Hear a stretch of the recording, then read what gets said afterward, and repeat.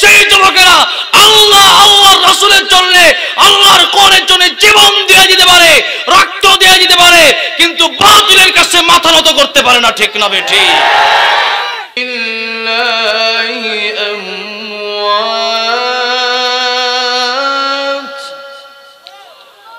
بل أحياء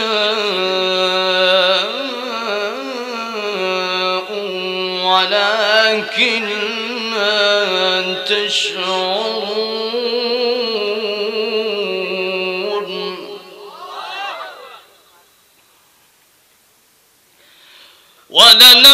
ولنبلونكم بشيء من الخوف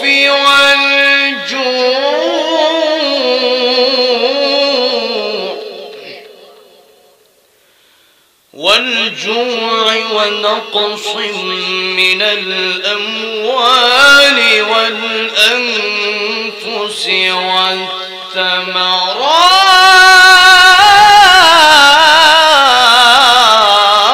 والثمرات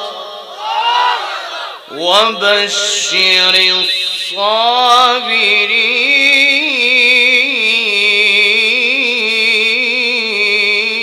الصابرين الذين إذا أصابتهم مصيبة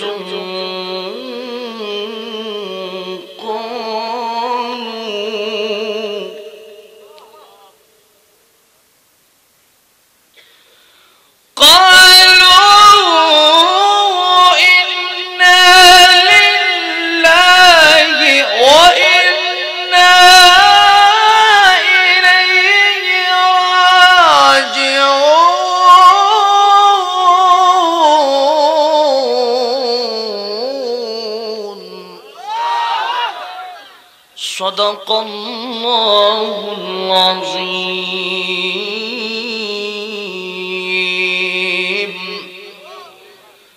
قال رسول الله صلى الله عليه وسلم الدنيا سجن المؤمن وجنة الكافر أو كما قال النبي عليه الصلاة والسلام.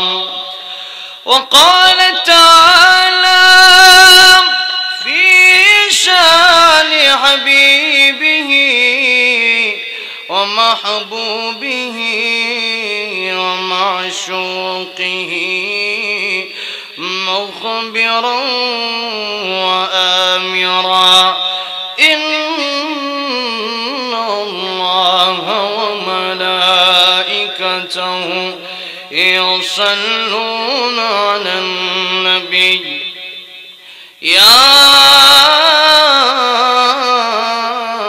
أيها الذين آمنوا صلوا عليه وسلموا تسليما. প্রাণ খুলে নবীর মুহাব্বত সবাই পড়েন আল্লাহুম্মা সাল্লি আলা মুহাম্মাদ ওয়া আলা আলি মুহাম্মাদ কামা সাল্লাইতা আলা ইব্রাহিম ওয়া আলা আলি ইব্রাহিম ইন্নাকা হামিদুম মাজিদ.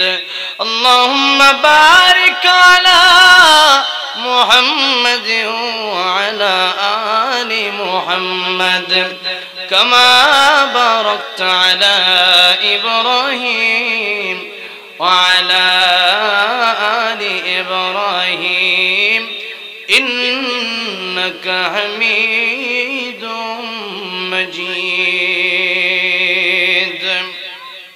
হুজুর খুব হাসি খুশি মানুষ, তো আলেমদের এরকমই হওয়া চাই। ঠিক না বেঠিক? কিছু হুজুর আছে মুখতে রাখে ঠিক না বেঠিক?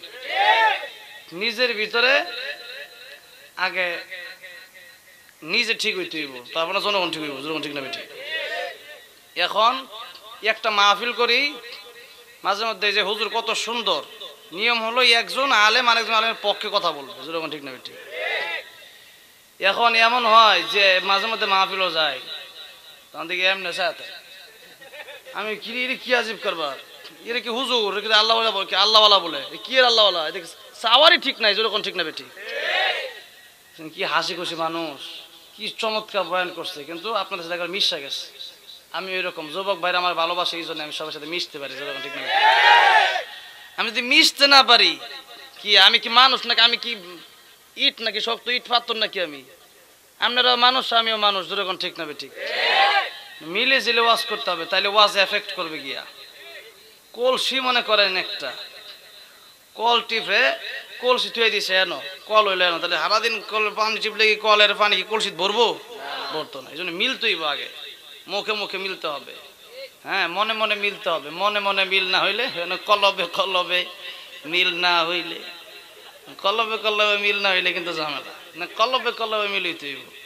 যাক খুব ভালো লাগলো হুজুরের মানে মাথা একটু গ্যাঞ্জাম ছিল আমার খুব অনেক ক্লান্ত আমি এরপরে কয়েকটা প্রোগ্রাম করে এখানে আসছি তো ওই হিসাবে মনে করেন মাথার আরো বেশি জ্যাম তো এখানে আসার সাথে সাথে মনটা খুব ভালো হয়ে গেছে আর যুবক ভাইরা আমার একবারে ওই আরো কয়েকটা করছি খোঁজ খবরই নাই এটা খুঁজেই পাওয়া যায় না আর আপনারা এই গাড়িতে আইসে দৌড় পাইরা কি যে কষ্ট করছেন এমনকি আমার হাফিজুর রহমান ভাই না আমার ভাইও অনেক কষ্ট করে অনেক দূর থেকে আমার আগা নিয়ে আসছে আল্লাহ এই যুবক ভাইদেরকে তুমি দিনের জন্য কবুল করে নাও বলে না আমিন আসুন বেশি লম্বা করব না যুবক ভাইরা আসে একটু গজল টজল শোনার লাগে লাস্টে একটু বইছে আর কি কথাটা বোঝেন নাই আচ্ছা গজল এটা লাস্টের ফিনিশিং আর কি ডাইল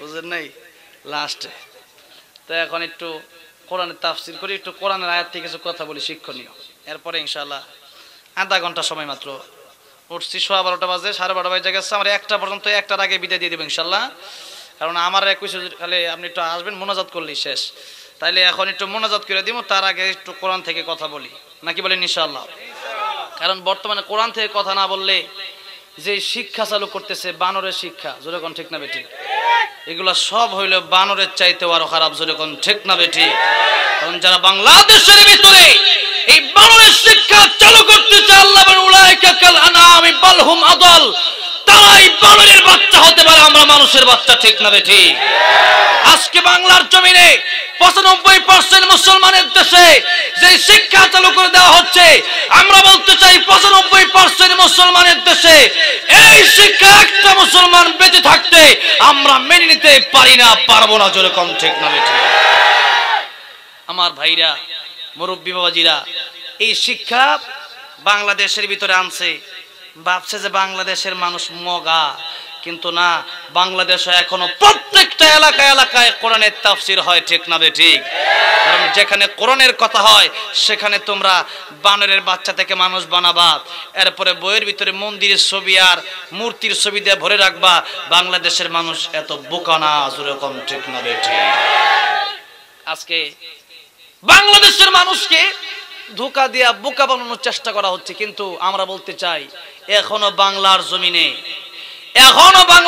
আল্লামা সাজিদুর রহমান সাহেব আছে যেরকম ঠিক না বেটি এখনো বাংলার জমিনে আল্লামা নুরুল ইসলাম আলীপুরি আছে এখনো বাংলার জমিনে আল্লামা মাহমুদুল হাসান দামাত বারাকাতুহুম আছে এখনো বাংলার জমিনে মহিবুল্লাহ বাবুলগুরি আছে এখনো বাংলার জমিনে ওলিউর রহমান বরুণা সাহেব আছে সুতরাং বাংলার জমিনে বাংলার মানুষকে ধোঁকা দিয়া বোকা বানানোর দিন এখন নাই যেরকম ঠিক না বেটি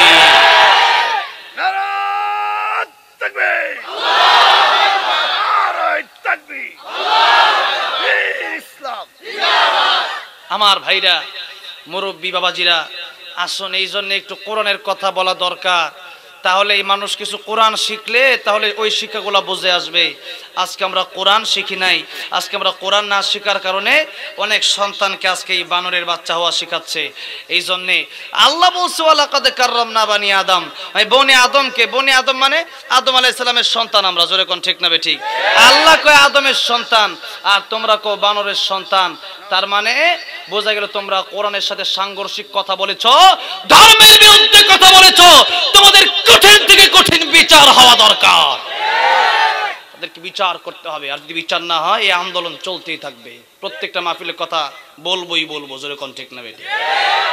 কারণ এই যে মাহফিলের যুবক ভাইরা আসছে, এই রাত 12:30 বাজে, 1টা বাজে, এখন কি তারা সিন্নি খাওয়ার জন্য আসছে? টাকার জন্য আসছে? আমরা কেন আসছি? আল্লাহর মহব্বতে, আল্লাহ রাসূলের মহব্বতে, কোরআনের মহব্বতে, দ্বীনের মহব্বতে আমরা আসি, যেরকম ঠিক না বেটি। যে যুবকেরা এই রাত 1টা পর্যন্ত আল্লাহর কোরআনের জন্য বসে থাকতে পারে, যে যুবকেরা এই রাত 1টা পর্যন্ত এই ঠান্ডাকে উপেক্ষা করে, কুয়াশাকে উপেক্ষা করে বসে থাকতে পারে, সেই যুবকেরা আল্লাহর রাসূলের জন্য, আল্লাহর কোরআনের জন্য জীবন দিয়ে দিতে পারে, রক্ত দিয়ে দিতে পারে, কিন্তু বাতিলের কাছে মাথা নত করতে পারে না, ঠিক না বেটি। আমার ভাইরা, মুরব্বী বাবাজিরা, আজকে আমাদেরকে শিক্ষা যেন আমরা না শিখতে পারি, জন্য আমাদেরকে ষড়যন্ত্র করা হচ্ছে। ফেরাউন যখন হামানকে জিজ্ঞাসা করছিল, ফেরাউন নিজের খোদা দাবি করে ফেরাউন কয় হামান হইল এর মন্ত্রী, কি খোদার মন্ত্রী লাগে। কয় হামান, খোদা যে দাবি করবো ধরা খামো না তো আবার? হামান কয় আচ্ছা চিন্তা করে দেখি কি করা যায়। চিন্তা করে বুদ্ধি বাইর করছে, 2টা জিনিস বন্ধ করবা। কয়টা? একটা হইলো শিক্ষা বন্ধ করে দিবা, আর একটা হলো ধর্ম বন্ধ করে দিবা। তুমি শিক্ষা বন্ধ করে দিতে পারো তাহলে তোমারে সবাই মেনে নিবে। আরেকটা ধর্ম যদি বন্ধ করে দিতে পারো, ধর্ম প্রচার করা যারা করবে এদেরকে অ্যারেস্ট করা হবে। বাংলার জমিনে মনে হয় এরকম নাই এখন, যেরকম আছে না নাই? বাংলার জমিনে আমরা কয়েকদিন আগে দেখেছি আল্লামা মামুনুল হক সাহেবকে, এখন আমরা ইদানিং দেখেছি আমার প্রিয় ভাই রফিকুল ইসলাম মাদানী ভাইকে ডান্ডা বেরি পড়ানো হয়েছে। এর প্রতিশোধ, এর জবাব তোমাদেরকে দিতেই হবে, যেরকম ঠিক না বেঠিক মুসলমান। আজকে রফিক মাদানী ভাইকে ডান্ডা বেরি পড়ানো হয়েছে, মামুনুল হক সাহেবকে গরুর রশি পড়ানো হয়েছে। আমার মুসলমান ভাইরা, মুরব্বী বাবাজিরা, আমরা বলতে চাই আজকে যদি আমরা তাদের পক্ষে কথা না বলি, আগামী দিন আমি সুবহান আহমদ তাশরিফকেও ডান্ডা বেরি পড়ানো হবে, যেরকম ঠিক না বেঠিক। এতে করে কি আমরা কোরআনের কথা বলা বন্ধ করে দিব? ইসলাম থেকে দূরে সরে যাব? কারণ না আল্লাহর রাসূল বলেছেন দুনিয়া সিজনুল মুমিন, দুনিয়া আমাদের জন্য জেলখানা। সুতরাং গোটা দুনিয়া আমাদের জন্য জেলখানা। আমাদেরকে সেই জেলখানায় নিয়ে গেলেও আমরা আল্লাহর কোরআন থেকে এক চুল পরিমাণ সরে দাঁড়াবো না, যেরকম ঠিক না বেঠিক। আমার মুসলমান ভাইরা, মুরব্বী বাবাজিরা, কষ্ট হচ্ছে? কোন শঙ্কা ডঙ্কা ভয় আছে? আমরা কথা বলবো কার জন্য? শুনবো কার জন্য? দুনিয়ার কোন মানুষকে আমরা ভয় করি না, আমরা আল্লাহকে ভয় করি। যখন কারে ভয় করি? আল্লাহকে ভয় করি। বাস এটা মনে রাখবেন যে আমরা আল্লাহকে ভয় করি, দুনিয়ার কোন জালেমকে আমরা ভয় করি, দুনিয়ার কোন জালেম শাসককে আমরা ভয় করি না। বাস এতটুকু মন রাখবেন এবং এই তামান্না দিলে রাখবেন, জিহাদের ডাক যদি কোনোদিন আসে শহীদ হয়ে যাব। কি হয়ে যাব? আমি তেলাওয়াত করেছি, আল্লাহ পাক বলেন ولا تقولوا لمن يقتل في سبيل الله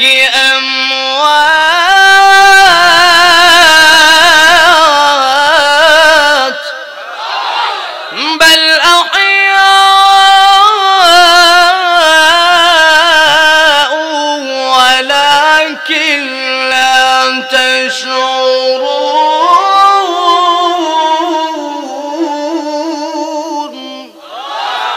আল্লাহ রাব্বুল আলামিন বলেন, যারা আমার রাস্তায় শহীদ হয়ে যায়, যারা আমার রাস্তায় জীবন দিয়ে দেয়, এদেরকে তোমরা মৃত বলো না, এরা মৃত না, এরা আমি আল্লাহর কাছে জীবিত। কোন সুবহানাল্লাহ। এজন্য আল্লাহর নবী বিশ্বনবী রাহমাতুল লিল আলামিন বলেন, ও দুনিয়ার মানুষেরা, শহীদ যারা হয়ে যাবে তাদের মৃত্যুর যন্ত্রণা হবে না। সুবহানাল্লাহ। আল্লাহ রাস্তায় জিহাদ করে শহীদ যারা হয়ে যাবে, কবরের ভিতরে মুনকার নাকির আসবে না। কিয়ামতের কঠিন ময়দানে আল্লাহর রাস্তায় যারা শহীদ হবে, রক্ত মাখা শরীর নিয়ে ওই কিয়ামতের কঠিন ময়দানে আল্লাহর দরবারে দাঁড়াবে।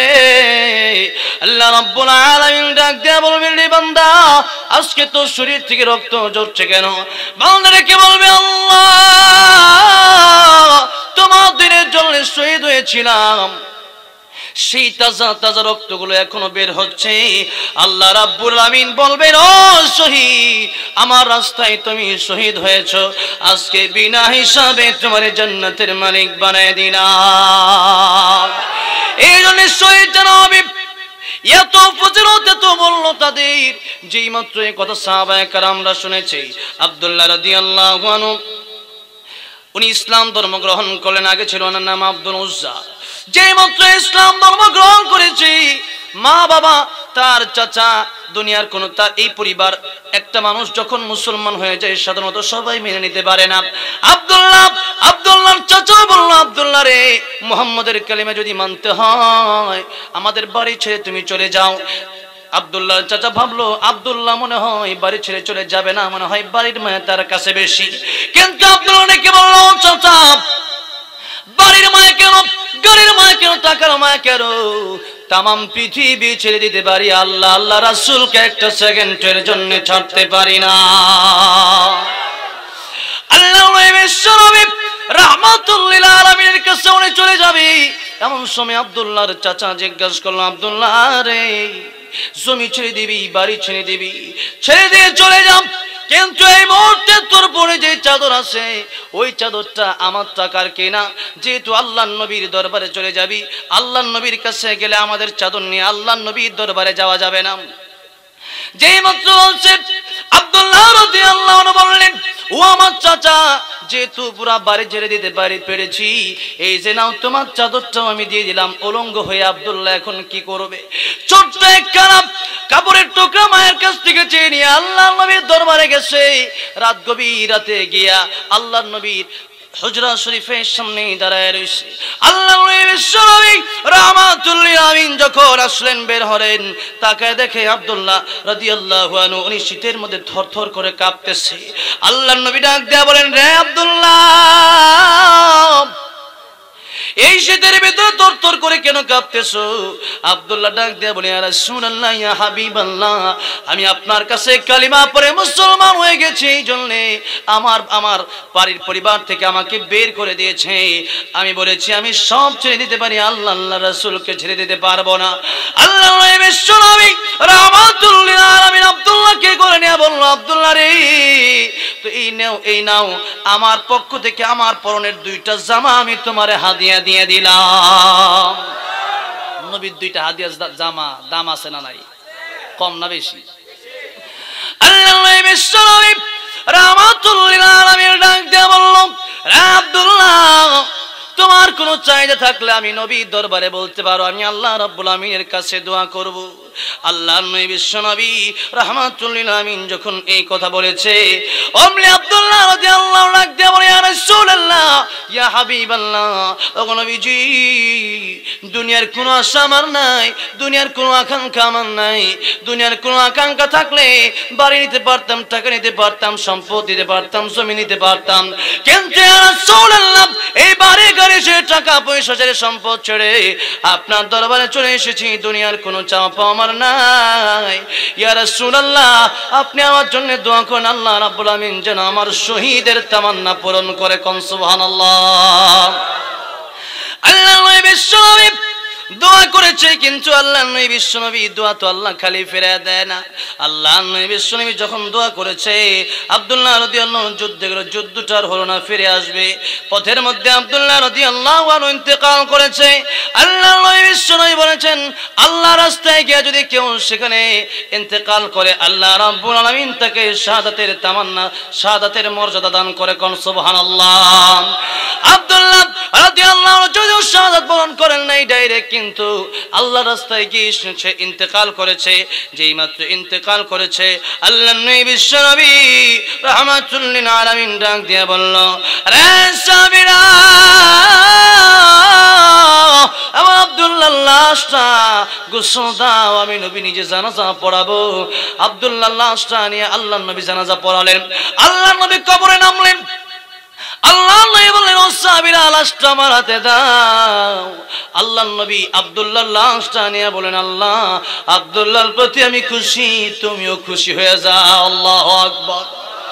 আমার ভাইয়েরা মুরব্বি ওয়াজিরাম, এই যে সাহাবায়ে কেরামদের ইচ্ছা ছিল দুনিয়া, তাদের ইচ্ছা ছিল না, কারণ দুনিয়া সিজনুল মুমিন ওয়া জান্নাতুল কাফির। দুনিয়া তাদের ইচ্ছা ছিল না, তাদের ইচ্ছা ছিল পরকাল। তাদের ইচ্ছা ছিল পরকালে কিভাবে জান্নাতের মেহমান হওয়া যায়, আল্লাহকে কিভাবে পাওয়া যায়।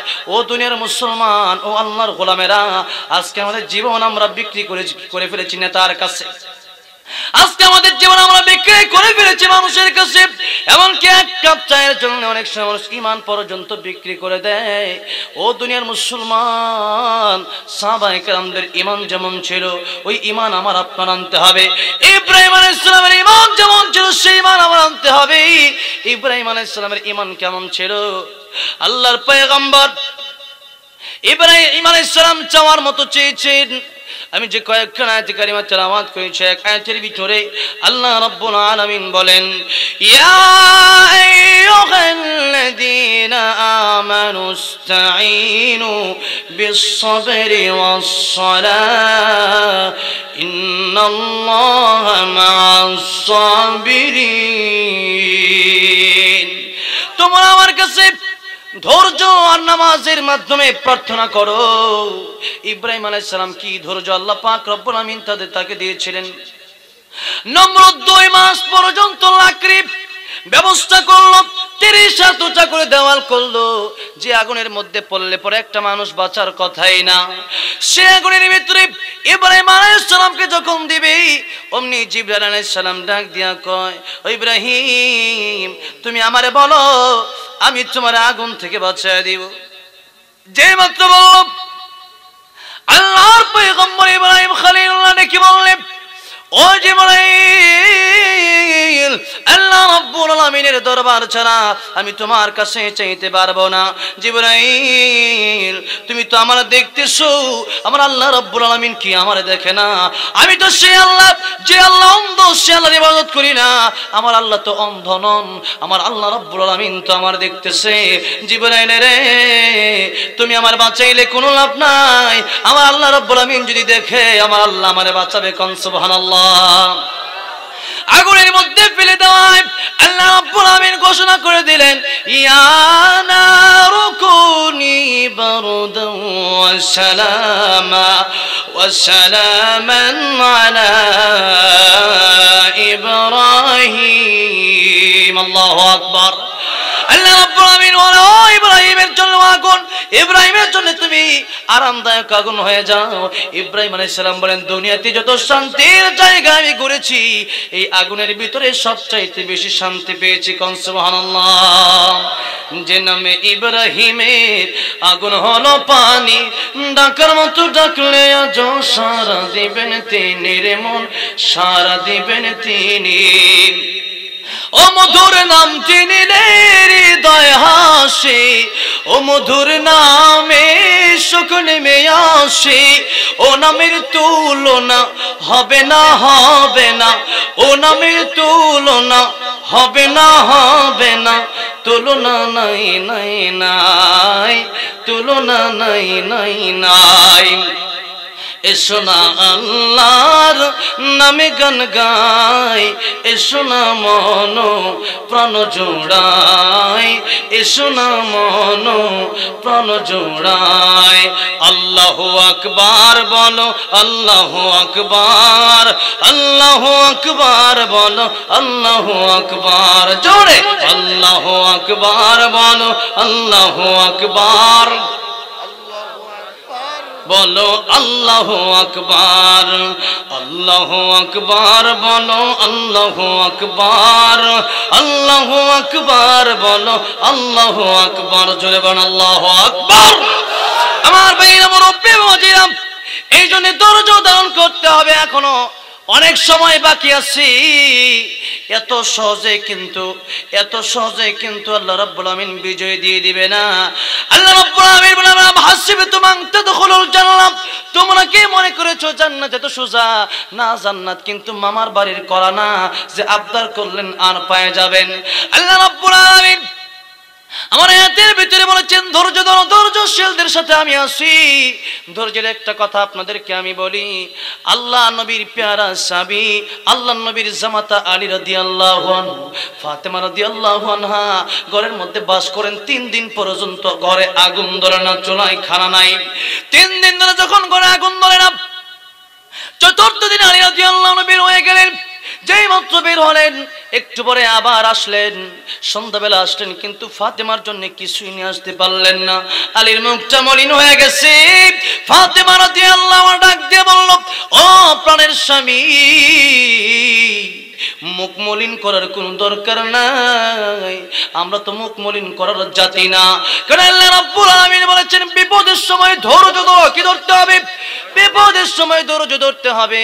আমাদের তো ধৈর্য ধরতে হবে, কারণ আল্লাহ বলেছেন ইন্নাল্লাহা মা'আস সাবিরিন। আল্লাহ বলেছেন আল্লাহ ধৈর্যশীলদের সাথে আছে। আবার আল্লাহ এটাও বলেছেন শুকর আদায় যারা করবে তাদের সাথেও আছেন। সুতরাং আমরা না পাইলে ধৈর্য ধারণ করব, পাইলে শুকরিয়া আদায় করব। আমাদের তো এত টেনশনের কোনো কারণ নাই। ফাতেমা রাদিয়াল্লাহু আনহা এই কথা বললেন। আর আজকে আমাদের সমাজে মহিলারা কি এই কথা বলে নাকি? কি বলে? উল্টা স্বামীর বিরুদ্ধে বদনাম করে। যেরকম ঠিক না ঠিক? এই জন্য মহিলা যারা আছে, আমার ওইখানে আওয়াজ যাদের কানে কানে পৌঁছে যাচ্ছে, আমি আপনাদেরকে বলতে চাই ফাতেমা রাদিয়াল্লাহু আনহা ফাতিমাতু সাইয়্যিদাতুন নিসাই আহলিল জান্নাহ। জান্নাতি হবে 2টা কারণে, বিশেষ করে কিতাবের মধ্যে যেগুলো এসেছে। 1 নম্বর কারণ হলো ফাতেমার পর্দা ছিল 100 খাঁটি পর্দা। আর আমাদের পর্দার ভিতরে যত ভেজাল, যেরকম ঠিক না ঠিক? এমন বোরকা পরেছে, মুখ সব কালো, মুখ দেখে পছন্দ হবে না, কিন্তু আর বোরকা দেখে পছন্দ হয়ে গেছে। যেরকম ঠিক না ঠিক? এই হলো আমাদের পর্দা। এই পর্দা করা যাবে না। ফাতেমা রাদিয়াল্লাহু আনহা ডাক দিয়ে বলল, ও আমার প্রাণের স্বামী, আমার যখন ইন্তেকাল হবে, আমার লাশটা তো আপনি রাত্রে বেলা দাফন করবেন। কেন রাত্রে বেলায় দাফন করবেন? কারণ আমি ফাতেমার লাশটা অনেকেই দেখতে আসতে পারে। ওই সময়ে যদি আমি ফাতেমা কতটুকু লম্বা, কতটুকু মোটা, এটা যদি কেউ দেখে, আমি ফাতেমা এটা সইতে পারবো না। আমি ফাতেমা চাই আমার মৃত্যুর পরে যেন আমার এই কষ্ট না হয়। আমি চাই আমার লাশ কতটুকু লম্বা, নবীর মেয়ে কতটুকু মোটা, এটা যেন কেউ দেখতে না পারে। এই ছিল ফাতেমার পর্দা। আমাদের পর্দার কি অবস্থা দেখেন। এই জন্য পর্দা থাকতে হবে খাঁটি। আর 2 নম্বর হলো স্বামীর খেদমত করতে হবে। কার খেদমত করতে হবে? আল্লাহর নবী বিশ্বনবী রাহমাতুল লিল আলামিন ফাতেমা দরবাজায় গিয়ে একদিন ডাক দেন ফাতেমা রে। ফাতেমা ডাক দিয়ে বলল, বাবা রে, আজকে তোমার সাথে আমি দেখা করতে পারবো না। কেন রে ফাতেমা, কেন দেখা করতে পারবে না? ফাতেমা রাদিয়াল্লাহু আনহা যিনি জান্নাতের সরদারনি হবে, যুবতীদের সরদারনি হবে, সেই ফাতেমা ডেকে বলছে, বাবা গো, আজকে তোমার সামনে কেমনে আসবো? এমন একটা জামা পরেছি, যেই জামা পরলে তোমার কাছে আসলে আমার আলী, আমার স্বামী, আমার প্রাণের স্বামী আলীর প্রতি তোমার খারাপ ধারণা আসতে পারে, যে এরকম কাপড় বুঝি ফাতেমার আলী দেয়, আমার স্বামীর প্রতি খারাপ ধারণা আসবে, এটা আমি ফাতেমা সহ্য করতে পারি না। এই জন্য বাবার সাথে বিশ্ব নবীর সাথে তিনি দেখা করেন। আল্লাহু আকবার। স্বামীর খেদমত করতে হবে, পর্দা ঠিক করতে হবে। আমার ভাইরা, মুরব্বী ওয়াজিরা বলতেছিলাম, ধৈর্য আমাদের ধারণ করতে হবে। ওয়াজআলনা মিন লাদুনকা ওয়ালিয়া ওয়াজআলনা মিন লাদুনকা নাসীরা। কবে আসবে আল্লাহর সাহায্য? আল্লাহর সাহায্য আসবে, তবে পরীক্ষার আগে আসবে না। জোরে কোন ঠিক না বেঠিক? আমি আপনাদের সামনে তেলাওয়াত করেছি, وَلَنَبْلُوَنَّكُمْ بِشَيْءٍ مِّنَ الْخَوْفِ وَالْجُوعِ وَنَقْصٍ مِّنَ الْأَمْوَالِ وَالْأَنفُسِ وَالثَّمَرَاتِ وَبَشِّرِ الصَّابِرِينَ। আল্লাহ রাব্বুল আলামিন বলেন, তোমাদেরকে আমি আল্লাহ রাব্বুল আলামিন পরীক্ষা করব, কিছুটা ভয় দিয়ে, কিছুটা ক্ষুধা দিয়ে, মাল এবং জানের ক্ষতিও মাঝে মধ্যে হবে, ফল ফলাদির ক্ষতি হবে, ক্ষেত খামারের ক্ষতি হবে, কিন্তু যারা এর ভিতরে সুসংবাদ গ্রহণ করবে তাকে আমি আল্লাহ রাব্বুল আলামিন আমি পুরস্কার দেব। কোন সুবহানাল্লাহ। এই জন্য ধৈর্য ধারণ করতে হবে। একটি মাত্র দৃষ্টান্ত দিয়ে আমি আপনাদের সামনে থেকে ওয়াজ শেষ করব। আর একটি দৃষ্টান্ত এখান থেকে দিবার, আমার প্রথম আয়াত থেকে আরেকটা দৃষ্টান্ত, এই দুটি দৃষ্টান্ত দিয়ে আজকে আমার আলোচনা আমি শেষ করতে চাই। যুবক দাঁড়ায় আছে, নদীর ঘাটে যেই মাত্র যুবক দাঁড়াইছে, তাকে দেখে একজন সুন্দরী রমণী। সুন্দরী রমণীর হাতে একটা মাটির কলস। এই মাটির কলসটা নিয়ে যখন রমণী যায়, যুবক তখন চিন্তা করে, যুবতী এত সুন্দর, এই যুবতী এত সুন্দর কলসটা নিয়ে যেহেতু যাচ্ছে, এই কলসটা তার কোলে না হয়ে যদি আমি যুবক হতাম কত ভালো হতো। যেই মাত্র এই চিন্তা, এই কল্পনা আসে না মাঝে মধ্যে? হ্যাঁ, আসে না? না না, যুবক কোনো ফুলাফানি নেই, আসে না? সুন্দরী মেয়ে দেখলে প্রেম করতে মন চায় না? চাই, তো গুণা থেকে বাঁচে থাকতে হবে আর কি। আর না হাজারে তো দজবঙ্ক ঝামেলা। আচ্ছা, তাহলে হারবাল খাইতে হইব আর কি, না চাইলে। এখন চাবে, কারণ দুনিয়ার এই পুরুষ আর নারীর ভিতরে আল্লাহ একটা আকর্ষণ সৃষ্টি করছে। সুবহানাল্লাহ। মন চাবে, কিন্তু এরপরেও বিরোধ থাকতে হবে, যেরকম ঠিক না বেঠিক। এখন যুবক যেই মতো চিন্তা করছে যে এই কলসটা তার কোলে, আমি যদি তার কোলে থাকতাম, কিন্তু কলসের বাসায় যেন বলতে চায় যে এই যে যুবক তুমি দেখো, আমি কলস যে নারীর হাতে উঠলাম, সুন্দরী বধূর হাতে উঠলাম, এমনি কিন্তু উঠি নাই, এত সহজ উঠি নাই। কেমনে উঠছে? এই কলস একসময় মাটি ছিল। কি ছিল? মাটি ছিল। সেখানে কর্মচারী গেছে বা কামলা গেছে, গিয়া যেটা কুবাইছে, কুবাইয়া এক একটা কূপ দিছে, তার মনে হয় জীবন বের হয়ে যাবে, যেরকম ঠিক না ঠিক। এই কূপ তার সহ্য করা লাগছে। এই মাটি উঠাইছে, এই মাটি বালতিতে বা ড্যাগে ভরছে, ভরে এই মাটি বাড়িতে নিয়ে একটা আছাড় মারছে। এই যে আবার পরীক্ষা, এই কলস হইতে কত কষ্ট দেখেন। এমনি সুন্দরী রমণীর কোলে ওঠে নাই। এখন এই কলস এটা যখন বানাবে, তো এখন তো ডাইরেক্ট কাঁচা মাটি, ডাইরেক্ট এই মাটি দিয়ে বানানো যায় না, শুকনা মাটি দিয়ে এটাকে গুলতে হবে, পানি দিয়া গুলায়া, এরপরে লাথি ঘুষি সব দিতে হয় মাটিতে, যেরকম ঠিক না। এরপরে এটা কাদা হয়, এরপরে এটাকে মেশিনের ভিতরে দেয়, মেশিনের ভিতরে চাপ দেয়, কলসের যেইভাবে সিস্টেম ওইরকম সিস্টেম মেশিনে ওইরকম চাপ দিতে হয়। এরপরে চাপ দিছে, মেশিনের ভিতরের গরম সহ্য করতে হয়েছে। এরপরে শুধু তাই না, এখন সেই কলস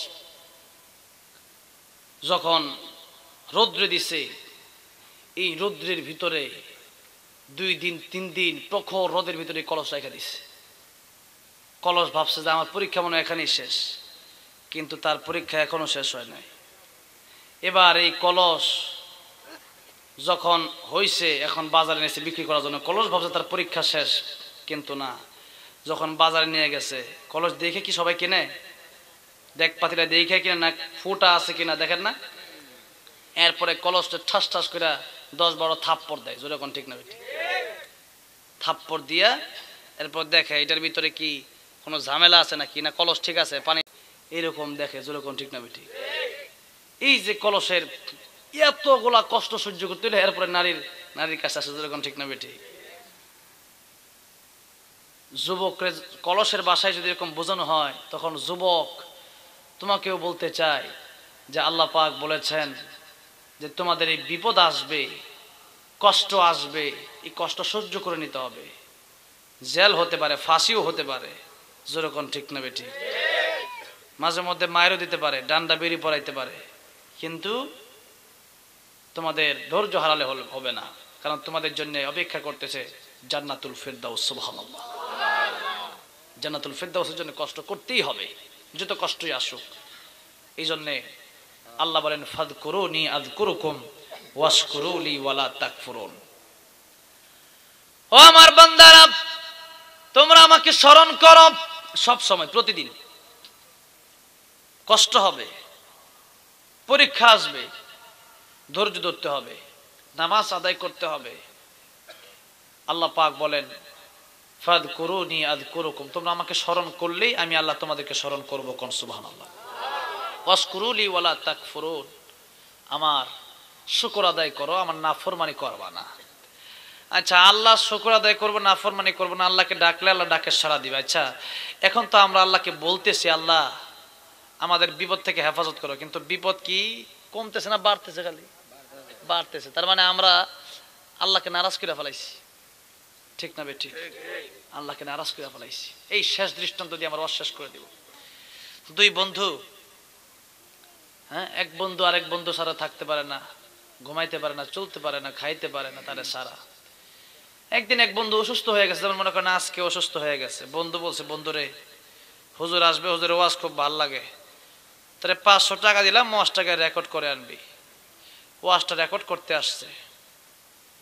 আসতে আসতে যেই মাত্র বাজারে আসছে, বাজারে এসে ওয়াজের কথা ভুলে গেছে তার সকিনারে দেখা। কারে দেখা? সকিনা। বোঝার চেষ্টা করেন, হাসির খোরা কি বোঝার চেষ্টা করেন। সকিনারে দেখে ভুলে গেছে। আরে সকিনা এতদিন পরে তোমার দেখা। সকিনা করে তুমি এতদিন পরে? সকিনা কয় যে চলো দেখা যখন হয়েছে একটু কথাবার্তা বলি, একটু হোটেলে বসি। ও বললো ঠিক আছে বসি চলো। ওর যে 500 টাকা বন্ধ দিছে ওয়াজ রেকর্ড করার জন্য, এখন সে ওয়াজ রেকর্ড করবে কি? সে তারে নিয়ে যে বসছে, কথা বলতে বলতে কয়েক ঘন্টা শেষ, ওয়াজও শেষ। সকিনারে বললো, সকিনা কি খাবা? সকিনা কয় আমি মিষ্টি খাবো, দই খাবো। ঠিক আছে খাও। এও খাইলো, এও খাইলো, মোগলাই খাইলো, দই খাইলো, মিষ্টি খাইলো। খায়া সকিনের হাতে 200 টাকা দেয়া কয় নাও 200 আছে, তুমি নিয়ে বাড়িতে যাও, আর চিন্তা নাই। সকিনা বাড়িতে গেছে। সকালবেলা বন্ধু ঘুম থেকে ওইটা বন্ধুরে জিজ্ঞাসা করছে, বন্ধু কি হয়েছে, ওয়াজে যাও নাই? না যাই নাই। আচ্ছা গেছো না, ভালো কথা, 500 টাকা ফেরত দাও। এখন 500 টাকা কি ফেরত দিতে পারবে? দিতে পারতেছে না। তাহলে টাকাও ফেরত দিতে পারবা না, আর ওয়াজও রেকর্ড করো নাই, তার কারণটা কি?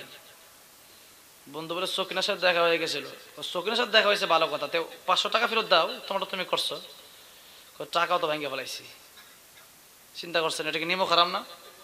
যখন নিমক হারাম কিনা আল্লাহ কয়, ইয়া মা'শারাল জিন্নি ওয়াল ইনসি ইন ইসতাতা'তুম আন তানফুযু মিন আওকাতারিস সামাওয়াতি ওয়াল আরদি ফানফুযু لا تنفذون إلا بسلطان।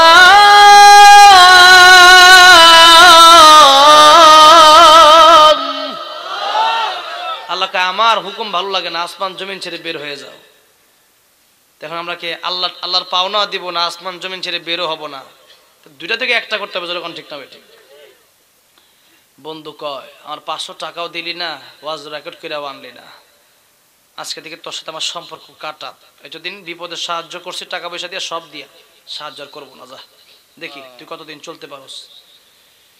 এখন বন্ধু একদিন বিরাট বড় বিপদে পড়ছে, রাস্তার ভিতরে তার গণপিটুনি আরম্ভ করে দিছে মানুষ।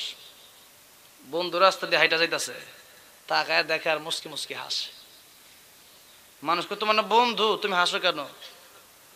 কি এর আমার বন্ধু, এটা পাটফার, নিমুখ হারাম। যখন ঠিক না ঠিক, নুন খায় নিমুখ দানি ভাঙ্গা যায়, নিমুখ হারাম কয়টা রে? এর আমি টাকা দিছিলাম, আমার টাকা দিয়ে ওয়াজ তো রেকর্ড করেই নাই, টাকাও দেয় না, আমার কাছে ক্ষমাও চায় নাই। কত বড় নাফরমান আমি, তার সাথে নাই। তাহলে বাসাও বন্ধু যাওয়ার হয়েছে, কি এর বাসাম, এরা কয়টা আর যা মারছো আরো কয়টা লাগাও, যখন ঠিক না ঠিক। কারণ এরা বড় নিমুখ হারাম, আমি তো মাইর দিতে পারতাছি না, তোমরাই দাও কয়টা, আমি দিই খারে খারে আসি, যখন ঠিক না ঠিক। মানে বন্ধুকে নারাজ করে ফেলাইছি আমরা। আমাদের বন্ধু হলো আল্লাহ, আমাদের বন্ধুকে আজকে আমরা আল্লাহকে নারাজ করে ফেলাইছি। সকালে, সন্ধ্যায়, রাতে, দুপুরে, সব সময় গুনাহ আর গুনাহ আমাদের, আমল নাই। আল্লাহ নারাজ হয়ে গেছে, সাহায্য আসতেছে না। এখন আমরা রক্ত ঢালতে পারি নাই, দিনের জন্য ঘাম দিতে পারি নাই, শীতের সময় সব ঘুমায়, নামাজ পড়ে না। আল্লাহ কয় আরে তোরা কয় নামাজ ভালো, তুই কস না আমার ঘুম ভালো। এই জন্য আজকে আমরা আল্লাহ নারাজ করে ফেলাইছি। এই জন্য তওবা করে আজকে থেকে ভালো হয়ে যেতে হবে। রাজি তো ইনশাআল্লাহ? বলি ইনশাআল্লাহ। আল্লাহ কবুল করুন, বলেন আমিন। 1টা বেজে গেছে, এখন মোনাজাত হবে। আর আগেই আচ্ছা গজল যেহেতু গাওয়ার জন্য বলছে, গজল তো গাইতে হবে না? ও মদিনার মাটি রে, শখ বুঝি তোর কপালে, ও মদিনা রে তোর বুকে আমার নবী, যার লাগে পাগল সবই, যার তরে হইল সৃষ্টি ত্রিভুবন। কাঁদি আমি সারাক্ষণে, কখন যাব সেখানে, সহে না দেহ নাই পাখায় আমার, সাথে নাই টাকায় আমার, কেমনে যাব সেখানে। ও মদিনার মাটি রে, সকল সুখ বুঝি তোর কপালে। আল্লাহ সবাইকে বারবার মক্কা মদিনা যাওয়ার তৌফিক দান করেন, বলেন আমিন। আল্লাহ আজকের মাহফিলকে কবুল করেন, বলেন আমিন। এখন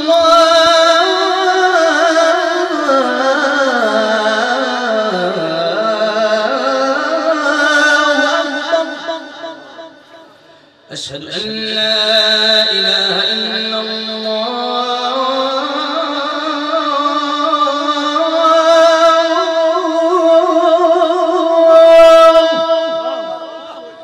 أشهد أن لا